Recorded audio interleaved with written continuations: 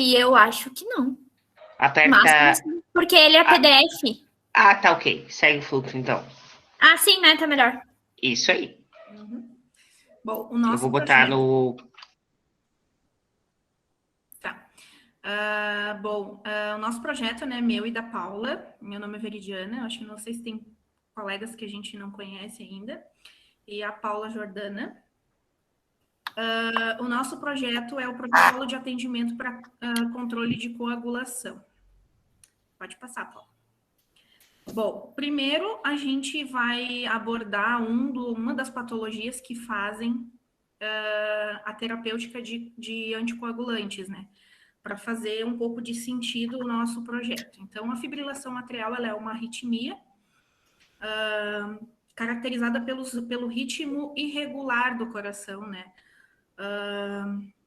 Normalmente, um batimento normal, ele vem do sinal do nó do sino atrial. Na fibrilação atrial, os átrios eles têm vários focos ectópicos. Aqui nessa foto dá para caracterizar bem. Então, o batimento normal ele tem um nó sinoatrial que ele manda o comando. E na fibrilação atrial ele tem focos ectópicos fazendo com que o estímulo elétrico seja de vários locais. Então, por isso que o ritmo no eletrocardiograma, onde a gente vê, ou qualquer exame, ou onde a gente sinta o pulso do paciente, a gente consegue ver um ritmo irregular. A gente consegue ver batimentos diferentes ali. Então, ela tem uma incidência de 2,5% da população mundial e esse número tende a crescer por causa do envelhecimento da população, já que o envelhecimento é um dos fatores de risco, né? Ela pode ser sintomática ou não, o paciente pode sentir, né, a palpitação que eles costumam chegar para nós com essa queixa, ou ela pode ser assintomática já, o paciente não vem, só é detectado no eletrocardiograma ou quando vai fazer, né, um check-up, onde o médico vai examinar. E ela tem 5 padrões diferentes, né? Ela tem algumas que já são irreversíveis e tem uma só que ela que a gente consegue fazer a conversão, tanto farmacológica quanto cardioversão com choque, né? Que é daí a nível hospitalar. Pode passar, Paulo. Os fatores associados, então, hipertensão, diabetes, doença valvar, infarto agudo do miocárdio, insuficiência cardíaca, apneia obstrutiva do sono, que entrou agora, não faz muito tempo, como um dos fatores de risco, obesidade, o consumo elevado de bebidas alcoólicas, fatores genéticos e também a idade avançada. Então, quase todos os idosos, assim, uma grande parte dos idosos, hoje a gente consegue identificar uma fibrilação atrial. O tratamento, então, a gente usa geralmente anticoagulante, antiarrítmico ou ablação por catéter e ablação por catéter. Tudo depende do caso do paciente. Mesmo que ele faça uma ablação por catéter, que seria um dos tratamentos definitivos, o paciente ainda precisa de um acompanhamento farmacológico. Né? A ablação por catéter, eles inserem um catéter na virilha do paciente, vão até o átrio e fazem uma espécie de uma cauterização desses focos, né, para acabar com esses focos de estímulo elétrico. Mas, mesmo em muitos casos, ele resolvendo o problema por completo, esse paciente ainda precisa do uso de anticoagulante. Por quê? Em função de tu não ter o coração fazendo um ritmo normal, a gente tem a escala sanguínea, né? O sangue fica muito parado no átrio. E tem uma facilidade muito grande de criar trombo ali. Então, tem o sangue, cria o trombo, aquele trombo facilmente ele pode percorrer e ir até o cérebro e fazer um AVE. Então, por isso a preocupação muito grande na fibrilação atrial de anticoagular esse paciente, porque esse sangue não pode ter uma predisposição a ter trombos, né, formar coágulos, justamente para evitar o risco, né, para evitar a morte, para evitar o AVE. Então, eles geralmente usam os anticoagulantes antiarrítmicos, né, para controlar os batimentos. E aí, em último caso, a ablação para quem tem condições, né? Assim, para quem tem também a questão toda do paciente, de saúde do paciente, se ele tem condições de fazer o procedimento. Os anticoagulantes hoje, assim, tem duas classes de anticoagulantes muito usados. Existem os anticoagulantes antagonistas de vitamina K, que são os mais comuns. Por quê? Eles têm menos contraindicação e eles são mais baratos, né? Pensando a nível de Sistema Único de Saúde também. E tem os novos anticoagulantes, que eles são os conhecidos como xarelto, lixiana e tal, para quem já é da área. O que acontece? Os novos anticoagulantes, eles são muito caros, né? E também tem algumas contraindicações.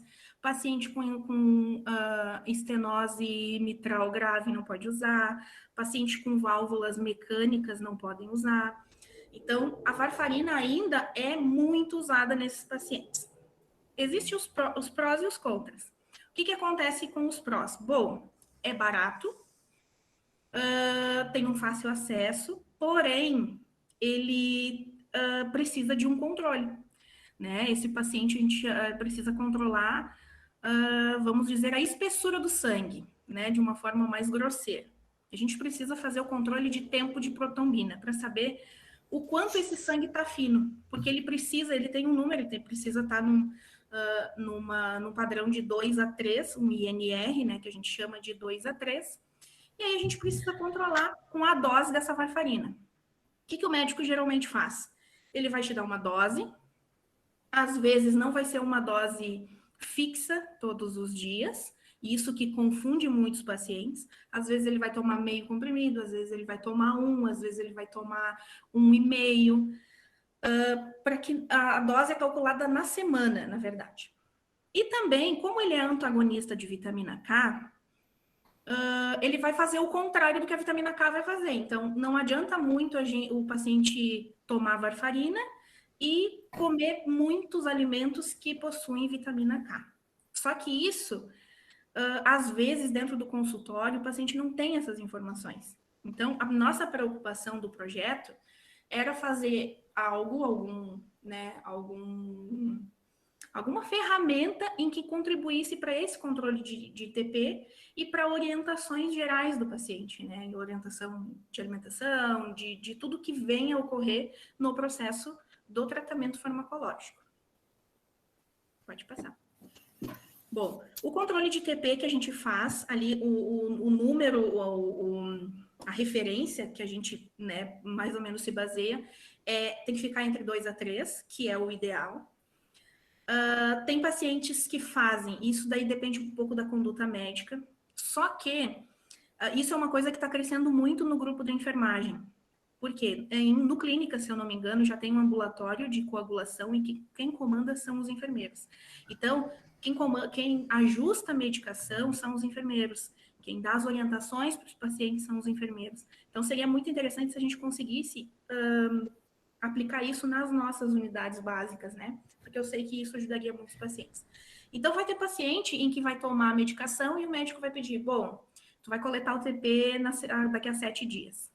Se manteve, aquele TP chegou com o número de 2, né? Com o valor 2. Bom, ele tá dentro do normal, então mantém a medicação, daqui 15 dias coleta de novo.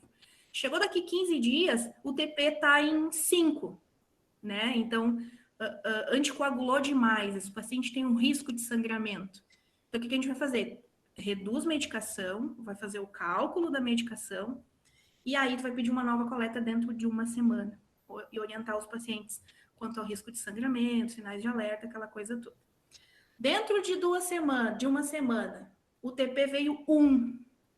Esse paciente praticamente não está anticoagulado. Então, ele tem um risco de um AVE, ele tem um risco de fazer uma embolia, alguma coisa assim. Mexe na medicação de novo. Então, a nossa ferramenta é para reduzir, para dar mais segurança ao tratamento do paciente e para contribuir com o nosso trabalho, né, do setor de enfermagem. Pode passar. Opa! Acho que eu tô ainda vendo, né? Eu me meti. Isso. Os cuidados de enfermagem, então, que a gente propõe, né, com o projeto, é que a gente não é tome conta dessa parte, mas assuma essa parte. Eu sei que o enfermeiro tem muitas atribuições dentro da unidade básica de saúde, mas seria uma coisa em que a gente ajudaria muito os pacientes, porque a gente poderia fazer até depois um panorama do antes e depois da redução de AVS no município, por exemplo. Porque, assim, o que a gente poderia cuidar? É os agravos, né? O acidente vascular encefálico. A gente poderia cuidar muito da questão da própria arritmia, a questão da alimentação do paciente, porque a gente vai ter que dar orientação nutricional junto, óbvio, com a equipe multidisciplinar, mas orientar a questão de alimentos que possuem vitamina K para saber qual é o consumo ideal, qual é o consumo adequado dessa alimentação.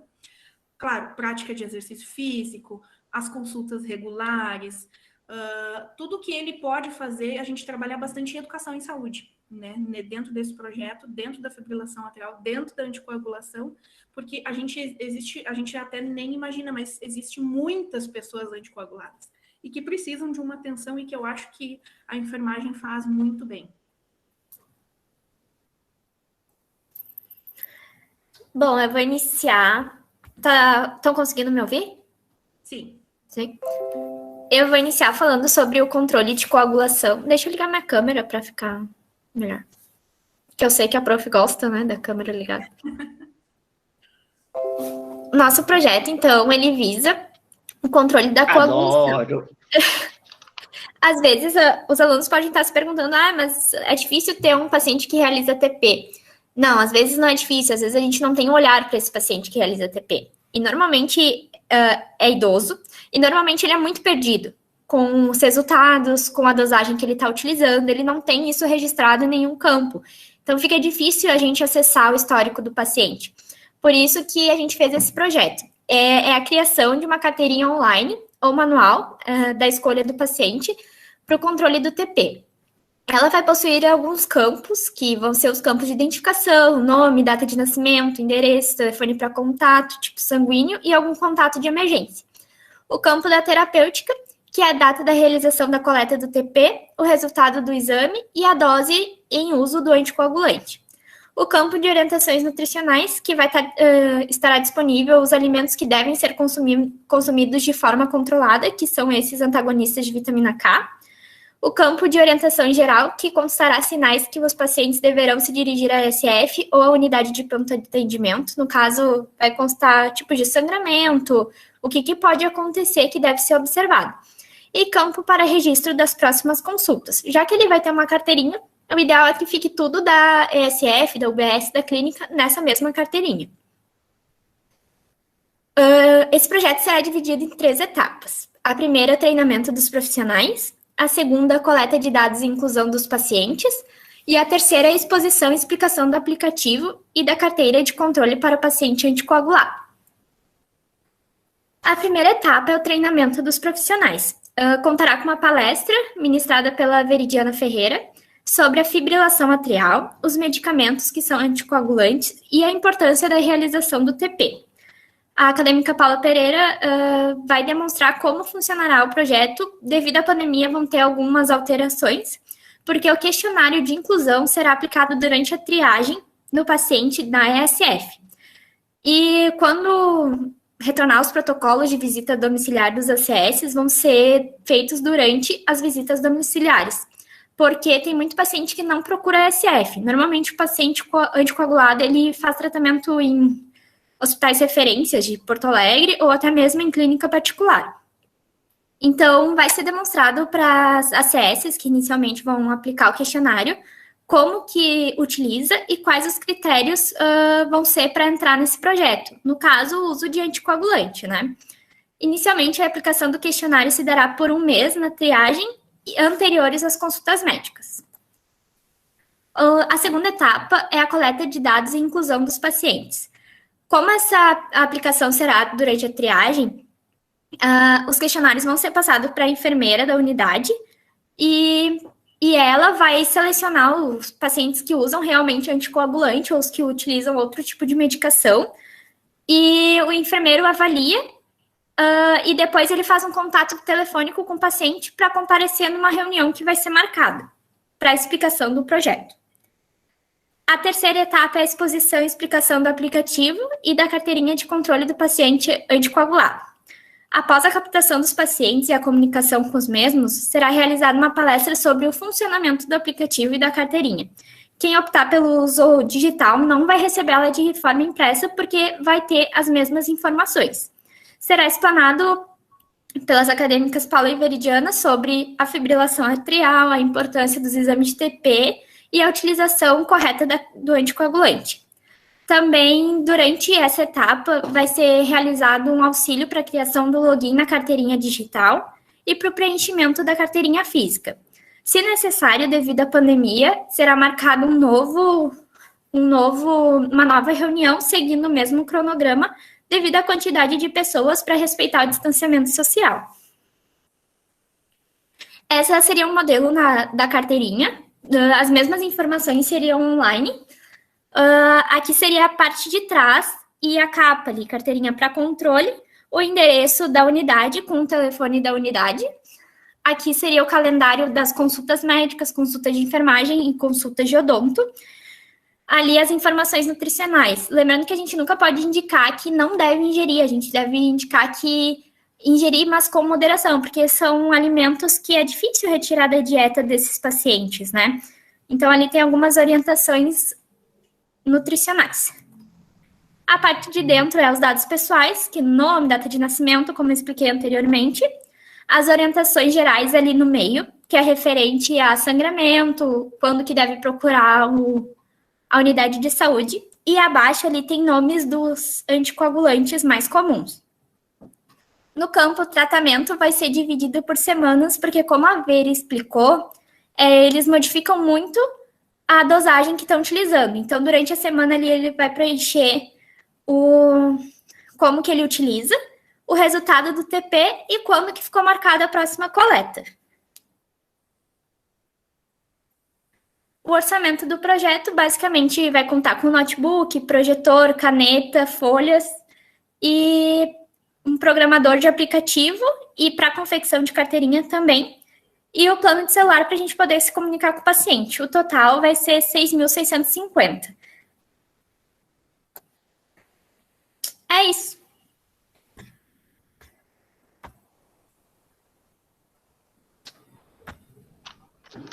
Bom, eu sei o quanto a Veri, o amor pela cardio é mais da Veri do que da Paula, né? Mas é super importante esse tipo de paciente, porque se a gente levar em consideração também agora a pandemia, né, do Covid, a maioria dos pacientes que estão hospitalizados hoje devido ao Covid fazem uso de anticoagulação, né, devido a trombose, complicações, enfim, né? Então, hoje o tempo de coagulação ele é extremamente importante, tá? Às vezes a gente segura o paciente hospitalizado só para o RNI, que é o TP, né? O RNI para controlar o RNI do paciente para só depois liberar. Às vezes eles ficam internados de 7, 10, 15 dias até regular o RNI para poder a gente mandar dar alta para eles. Isso, deixa eu Fala. a gente até abordou só a fibrilação atrial, mas existem várias outras patologias. Claro, né? claro. Controle de sangramento cerebral, a gente já viu de hematoma, né? Subdural, Claro. coisa assim. Então, seria, claro, fibrilação atrial é uma coisa mais comum, né? Mas Sim. poderia ser abordada em outras patologias também. Sim, lógico. E tem que abordar uma coisa que senão fica um amplo que não acaba nunca. Gurias do trabalho bem montado, tá bem escrito, a apresentação também. Um detalhe do orçamento, tá? Orçamento meio